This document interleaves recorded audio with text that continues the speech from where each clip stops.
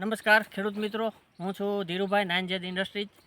તો આજે અમે એક આંબાવાડિયાની અંદર આવ્યા છે અને આંબાની અંદર થોડોક અત્યાર સમય સુધીનો જે અમારો અનુભવ અને અભ્યાસ પછી આજે જે જોવા મળ્યું છે કે આ વર્ષે લગભગ દિવાળી અને દિવાળીની આસપાસ વરસાદ પડવાના કારણે આંબાની અંદર નવી કોપળો ફૂટી ગઈ, એટલે કે નવી ડાળીઓ ફૂટી છે.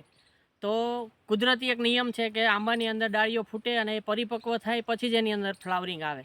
તો આ વખતે થોડુંક મોડું છે, એટલે ફ્લાવરિંગ પણ થોડુંક મોડું થવાનું છે.